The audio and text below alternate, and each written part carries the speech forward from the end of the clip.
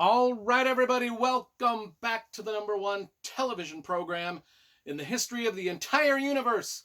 I am Brian Lee Durfee, author of The Forgetting Moon, The Blackest Heart, and The Lonesome Crown, all three books published by Simon & Schuster's Saga Press. Today I'm going to be reviewing The Navigator's Children by Tad Williams. This is book number 4 in his Last King of Osten-Ard series. And I got the my whole Tad Williams book collection right here behind me. This series starts off with Memory, Sorrow, and Thorn, the first book, Dragonbone Chair, Stone of Farewell, to Green Angel Tower. That's the Memory, Sorrow, and Thorn trilogy. And then, of course, we've got the 4 books in The Last King of Osten-Ard, which follows that trilogy. We've got the Witchwood Crown, Empire of Grass, Into the Narrow Dark, and last, but certainly not to be considered least, The Navigator's Children. And I will just tell you right up front, this is the best fantasy novel I have read in the last 25 years. Maybe the best fantasy novel I have read since the first time I read To Green Angel Tower, book number 3 in Memory, Sorrow, and Thorn. So we're going to talk a little bit about all of these books together at the beginning of this review. Then we'll get into this book specifically. But let me just say, this series, The Last King of Osten-Ard, was just one of the great reading experiences of my life. Fantastic. Just as these first 3 books, The Memory, Sorrow, and Thorn, great reading experiences the first time I read them. And I've read these a lot. And I will tell you right now, when I was in the hospital for 4 months, I reread the entire series, all of these books. I reread them in the hospital in preparation for the release of this book. And I will tell you, rereading these things while I was near death in the hospital, I swear to you, these books helped save my life. And if you want to watch a video I made whilst I was in the hospital as I talked about these books, just type in my last name, Durfee. Type that into your YouTube search bar, Durfee, and then books that saved my life. Type that in. That video will magically appear upon your television screen, and you can watch that. But I'm very serious about this whole notion of, gosh, when I was in the hospital, there were certain things, certain rock bands that I would listen to that helped me through. This entire series of books that I read helped me through. My God, I even read the entire Otherland series while I was in the hospital, and I had a lot of reading time. All these books meant so much to me. And I anticipated the release of this book. And I will tell you, officially it gets released tomorrow. I just read this over the weekend prior to its national release because I just happened to wander into a Barnes & Noble and they had it on the shelf early, and so I bought it.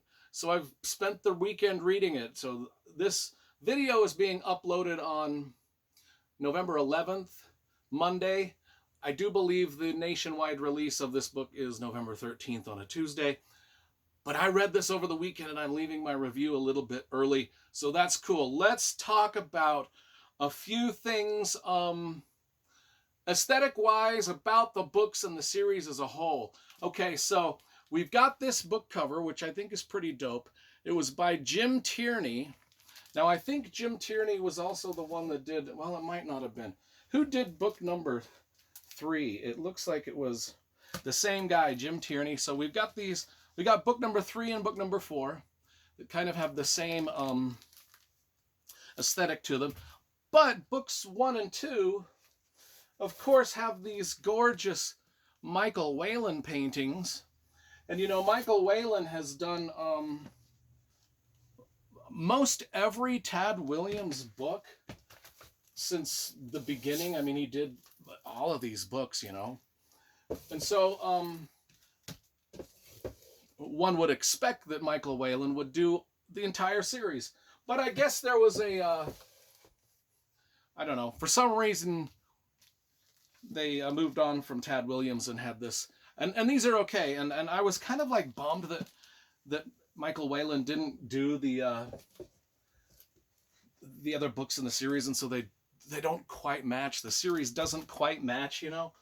Um, but as I was buying this book, I was with a friend, and she was like, "Oh, that's a really dope cover," and I was like, "A dope cover is a dope cover, folks. You can't. I mean, once something is dope, it's dope." And so this is a pretty dope cover. It's not Michael Whelan, but it's all right. I like it. Now we do get a lot of maps in this book. If I can find one here, I will show it to you. Yeah, there we go. We get a lot of maps in here, like quite a few. In fact, well, Isaac Stewart, my good friend Isaac Stewart, did the maps for these Tad Williams books. Now, Isaac Stewart is known mostly for the maps he did for Brandon Sanderson's books, Stormlight Archive, things like that. So that's the maps. I told you I got my copy of this book early. Now let's go into this book review. I mean, we're probably like 8 minutes into the review. I haven't even talked about the specifics of this book, but it being book number 4 in a series of massive epic fantasy, there's not a whole lot I can say about the specifics of this book without giving away spoilers for the other books. So when I started reading this, after I keep in mind, I just reread the entire series. Everything in this is fresh in my mind. I'm like, you know, sometimes you get, sometimes you read books 2 or 3 years apart from each other and you forget a lot of stuff. No, all this story was like crystal clear in my mind. I knew exactly what I wanted to have answered. I knew exactly the plot points that I was following that were interesting to me. And so, you know, I launched into this very excited to get some answers for a lot of the things that were going on. And I will just mention some of these things because they won't be spoilery. I wanted to know if Simon and Miriam L would reunite in the end. You know, our hero and heroines that we have followed throughout the series. I wanted to know if their grandson Morgan would find himself, both physically and literally and allegorically and thematically find himself.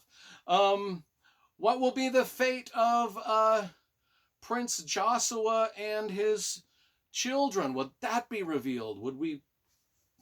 Would any of that stuff close the circle? What is with the Navigator's children? Who are they? What are they? Where do they come from? All of that stuff. What does the last king of Osten-Ard even mean? I mean, we haven't even touched on that really in the first 7 books. So I was wondering, what was that? What is the Witchwood? What is Witchwood? What is the Witchwood crown? What is Into the Narrow Dark? I mean, we talk about book number 4, Into the Narrow Dark. What is the Narrow Dark? In fact, there's a map that shows up about 2/3 of the way through the book that Isaac Stewart drew that gives us a good idea of what the Narrow Dark is and where it is and kind of what it entails. I don't want to say anything more than that. But what is the Narrow Dark? What powers does it have?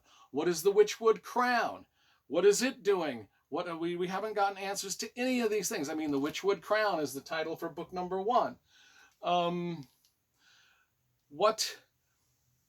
speaking of the Narrow Dark, what beast or thing or construct lies in the valley of the Narrow Dark? What does the observation of stars have to do with anything in this book, especially as it ties back to some of the stuff that happened in the Stone of Farewell or on the Stone of Farewell? I mean, there was an observatory on the Stone of Farewell in the book Stone of Farewell. What does that have to do with the overarching plot of this whole thing? Gosh, those are just some of the many things. And then there's so many characters in this book. Not as much as Wheel of Time or Game of Thrones or anything, but there's a vast amount of characters in this book. All of them with rich storylines, all of them with great plots that you're following, all of them just like doing and saying interesting things that are like kind of that have propelled the story through the three previous books. I just wanted to find out what happened to all of these people. I mean, when we get a story, when we get parts of the story told from different characters, I was never like bummed out to see these characters appear on screen again. I was like, oh yeah, that's Narazu, that is Tanahaya, that's Jariki, that's Aditu, that's Jarnolf, that is Simon or Miriamel, or Morgan, or Count Eolair. I mean, just the list of different characters. It's Passivales, or however you say his name. All of them are interesting. Horse Clan Lord Unver. There are just so many characters that every time they would show up on screen, I'd just be like, oh yeah, it's that guy's story again. Oh my gosh, it's that girl's story again. Can't wait to see what happens. Just absolutely fantastic. That is why, I mean, these books, like, I remember when I was a college student reading through, or just a kid reading through, gosh, really just a kid when Dragonbone Chair came out. By the time the To Green Angel Tower came out, I was in college, and I remember just waiting 2-3 years for the release of that book, because I was so anticipated finding out what happened to the end of that trilogy. And I will tell you, I was every bit as anxious to get for the release of this book as I was to Green Angel Tower. This book, I couldn't wait for it to come out. I couldn't wait. I'm so happy that I just wandered into a Barnes & Noble 4 days early, 5 days early, before the book's actually supposed to come out. And somebody mistakenly put one on the shelf, and I just snatched it up and bought it, and I've been reading it this whole weekend. And I'm telling you, like I said, best fantasy novel in 25 years, best fantasy series in 25 years, if not since the original Memory, Sorrow, and Thorn. I mean, and then it ends with such a, it really packs an emotional punch. And I will tell you that there are some deaths in this book, and each one of them is emotional. And even the final 2 paragraphs of this story literally brought a tear to my eye. That's how invested I was in everything that was going on in this, and everything. I mean, this was like, this book, these 3 books came out in the late 80s, early 90s. And these books have come out, 30 some odd years later. And it just feels like a lot of the characters are the same, and but a little older now. And I just feel like every time I venture into this land of Ostenard, I'm like in a place that I love to adventure through, with characters that I really connect with and that I really feel a lot of affection for. It's just fantastic. And I go back to my stay in the hospital, even though I had read all of these, God, I'd read the first trilogy probably 8 times. I'd read these other books a couple times, and just rereading them was one in the hospital, even though I was in the hospital almost dead. Rereading them really brought life to me. It really did. Even though I knew plot point by plot point what was going to happen, I was just so charmed by rereading them, and I was just discovering new things, as I was rereading them, and rereading them so carefully. And just because I'm like, God, if I'm going to die, this is the last stuff I want to read, and that's why I get emotional about these books. And